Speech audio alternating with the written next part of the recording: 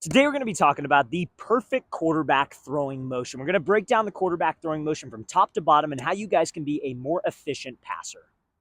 Now, the quarterback throwing motion is built from the ground up. So we're going to be starting with the base first, then we're going to get into the upper body mechanics, how you should take the ball back throughout this entire video. So first things first, you want to get into a base where you're maybe about 65%, 70% loaded onto your back leg. I refer to this position as a stacked position. So what I mean by stacked is you want your head, your knee, and your foot all stacked on top of each other. Now, you don't want to be like arced like this almost, because if you're throwing a short pass like a slant, like a dig, and you're arced with your shoulder, it's going to cause you to miss high. It's almost like a shift back. You want to be shifted back to where your base is stacked, knee, foot, and head shifted back, shoulders can stay level, and we're nice and light on my front foot. Why do we want to be there? And that's what we're going to discuss in the next three phases of that throwing sequence. But ultimately, that base is the magic base for you to get to. Feet inside your shoulder frame, head, knee, and foot are stacked, about 65 to 70% loaded on your back leg. Now, the reason why you want to be in that stacked position, like I said, is because it's going to allow you to get more power, more hip rotation, and a better overall kinetic sequence as a quarterback. So let's say I start out in that 65%. Now, as most of you guys know this, as a quarterback, where does most of my throwing power come from? It comes from my hips, my legs, and my core. Now, if we are in a base, guys, where I'm maybe like, let's say 65% on my front leg, let's say maybe my head is not stacked with my back knee and my back foot, it's down the middle of my body. Sometimes when we take a step to my target, it is hard for me to rotate through fully because my feet are just simply too wide. So the reason why I get us in that stacked position, that 65% base position, is because when that foot is underneath your head and your head is even with your knee and your foot, when that front stride gets down, which is the second part of the throwing sequence, the front stride, what does that allow me to do? That allows me to rotate through fully. You could do a simple test yourself while you're watching this at home, is stand with your feet really wide and try to rotate, then stand with your feet inside your frame and try to rotate. It's a much more free rotation, and that is ultimately what we want as a quarterback. So that 65% base,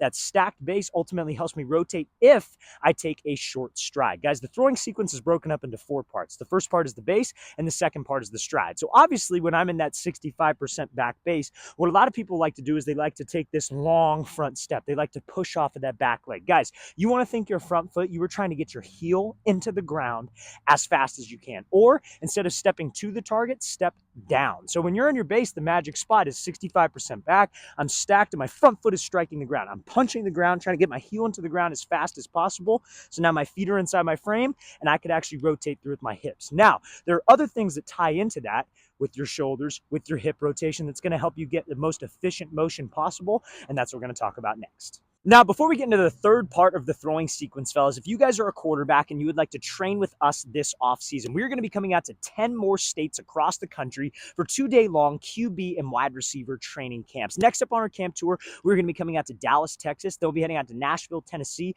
Chicago, Illinois, Buffalo, New York, Atlanta, Georgia, Houston, Texas, Philadelphia, Pennsylvania. They'll be heading out to Detroit, Michigan, Boise, Idaho, and finishing off the tour in Los Angeles, California. So guys, if you want some more information on that, want to know how you can sign up, what you'll be getting at our quarterback and wide receiver camps, check out that very first link in the description below. It's where you can get all the information. That's where you can sign up. Guys, all of our camps are going to sell out within the next month and a half. So guys, check out that very first link in the description below. It's where you can sign up. We hope we can see you there.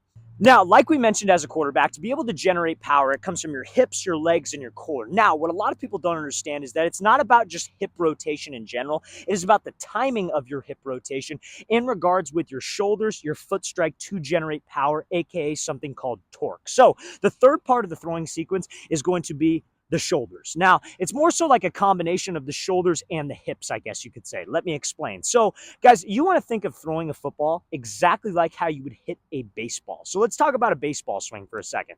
Let's say I'm in the batter's box. I'm here. Pitch is thrown to me. And again, this is a baseball phrase, that stacked position, head, knee, and foot are all even. That's a baseball phrase. When that pitch comes to you and you step to the pitcher, what are you supposed to do? You're supposed to keep the bat loaded. You're supposed to stay stacked, and your hips ultimately bring the bat through. That is essentially how we want to throw a football. I'm lined up. I'm throwing here. I'm throwing to a receiver. I want my base. I want that stacked base. I stride to the target. It's a short stride, but I want my weight to stay back. The reason why you want your weight to stay back is because that can allow you to get to a position of shoulder rotation, aka hip and shoulder dissociation or separation, if you will. So when that front foot gets down, we're in my stack base, we want the short stride. When I rotate back with my shoulders, that separates my lower body from my upper body. So now when I'm in this position, my weight stays back, my stride gets down, my shoulders rotate, those hips firing through can fire through before my shoulders and after my stride. That's the key. What a lot of people will do is that they will have the hips go same time the stride goes, but when all your body weight goes forward, you can't separate your shoulders. But when you're here and you stride and you keep the back weight on the back leg, you separate the upper half and those hips fire through before the shoulders do, that's when we can get something called torque. So guys, the hip rotation needs to happen after the foot strike, not same time as the foot strike, and it needs to happen before the shoulders get through. So on your foot strike, you guys, let's have a slight close of my front shoulder. Let's keep my head, my knee, and my foot stacked, and then have those hips bring the upper body through. Now, guys, when it comes to that keeping the weight back as you take a foot strike, there's a great analogy that I will tell my quarterbacks to help them with that. Because I know some of you may be a little bit confused on that because it's a tough concept to grasp at times. But I tell my quarterbacks to pretend, like let's say I'm throwing out in this direction. Let's say where the camera is like the sideline. I tell them to pretend that you have a flashlight on your knee and that flashlight is trying to point towards the sideline as your front foot gets down. Because remember, we don't want the hips to go the same time the front stride gets down. A lot of quarterbacks, the mistake that they will make is that all this weight turns forward. Their flashlight turns towards the target as the front stride gets down. So when all of your body weight shifts to your front leg, you can't go back with your shoulders and I have no separation. I'm essentially just pushing the ball, not engaging my back hip, my back leg, and my core completely. So what I tell guys to think about is think about that there's a flashlight on your knee. Point the flashlight towards the sideline as you take a foot strike. Some guys even think about pressing their knee outward as the foot gets down. That will help you stay in that stacked position on the foot strike, which will help you rotate your shoulders back. And then when my hips fire through, because my feet are inside my frame, that is how we could get that optimal velocity and that quote unquote perfect motion with my sequence. Now, before we get into the last part of the throwing motion, your release point and where it should be, if you're a quarterback and you want to get better at reading defenses, check out that second link in the description below where you could get access to over 500 plus videos that I myself have created, all based on reading coverages. We break down each defensive coverage. We talk about plays that will work against them, weaknesses of each coverage, and how quarterbacks can attack them. So guys, check out that second link in the description below if you want to improve your football IQ. Let's get back to this video.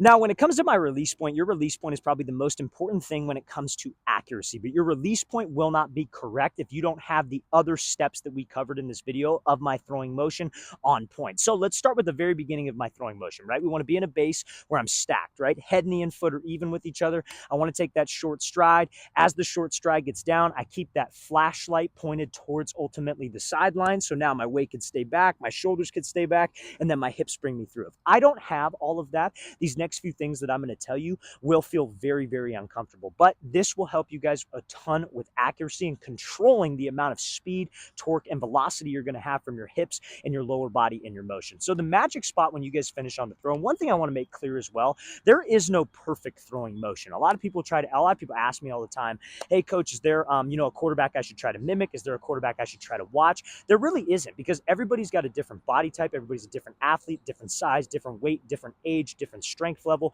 So you want to try to be as efficient as possible. All this information I'm giving you today is based on me putting in tons of hours studying. Obviously, I played the position. Obviously, I coached the position, but studying what the best guys do. Top 32 NFL starters, what do they all have in common? And these are the things that they have in common. It's all about their sequence and their timing of everything, right? Now, at the release point, what most of the top passers have in common is two things. Number one, they keep this front hand somewhere by their face, usually their mouth, like they're eating a sandwich. Now, the reason why they do that is because that will help their release point not get overly high, right? I think a lot of old school quarterback coaches used to teach, take this front elbow and pull it down to your hip. But when you pull that elbow down, that pulls your head, pulls your body off of something called the midline, which is an imaginary line that goes down the center of your body, aka your spine. So if this front elbow comes down here and your head pulls, this release point is going to do the same thing but opposite. You almost want to pretend you have strings attached to your hands, right? So if this goes down, what do you think is going to happen? It's going to go up and my release point is going to be up. So if you struggle missing high, usually quarterbacks will do that because they pull this elbow down. They dip their head. This drops. Now, Guys will do that if they don't have rotation from their hips. Here's the thing as quarterbacks, we're rotational athletes, right? So if I'm in the pocket and I'm going to throw, right? And let's say I take a step to the target, and let's say, for example, let's say it's one of these situations where my hips go same time my front stride goes. Remember, it's not about the hips rotating, it's about the timing of the hips rotating. So if my hips go through same time as the stride gets down and my shoulders are forward, I'm here, I'm not getting any power from my back, hip, or my core or my legs. So what I resort to for power is this, because that will give us power, but it's not controlled power. So that's what I mean by that in the beginning of this spiel that I gave you, is that you can't have this stuff that I'm about to tell you, hand by your face, eating a sandwich, without the other stuff. We have to generate power efficiently in the correct way for this to work. So magic spot is you want to try to keep this hand up by your face like you're eating a sandwich so my release point doesn't get overly high. Now, a lot of quarterback coaches also will teach you want to take this back shoulder and replace it with your front shoulder. But the problem with that is that when this front side over rotates, that can bring my arm wide. And it's not the good kind of sidearm. Everybody loves to publicize the Patrick Mahomes, Matthew Stafford type throws. And yeah, they're great. They're becoming more and more popular. I get that. However, it's not efficient to throw sidearm when you're ripping open with your front side, because your arm is widening outside your frame and it's ripping across. Accuracy is all about something called extension. Extension is essentially the wrist flick. And when you release the ball, you want your arm to pretty much extend out to the target, almost where your hand is 6 inches in front of your front foot. That's the magic spot for accuracy. I can't extend if I have all this rotational force coming across, because then my arm comes across. That's not the good kind of sidearm. The good kind of sidearm is where you stay compact here, you change up the arm slot, and you could still extend and be disciplined here. So the two magic spots, hand up by the face like I'm eating a sandwich, my shoulders and hips stay parallel to the target, because now my release point can stay inside my frame. I rotate open, this widens. I pull down, this heightens. Want to stay completely level with the shoulders, level with the hips, extend and finish. But remember, you will rip open, you will pull down if you're not using your hips on time and efficiently in your throwing sequence.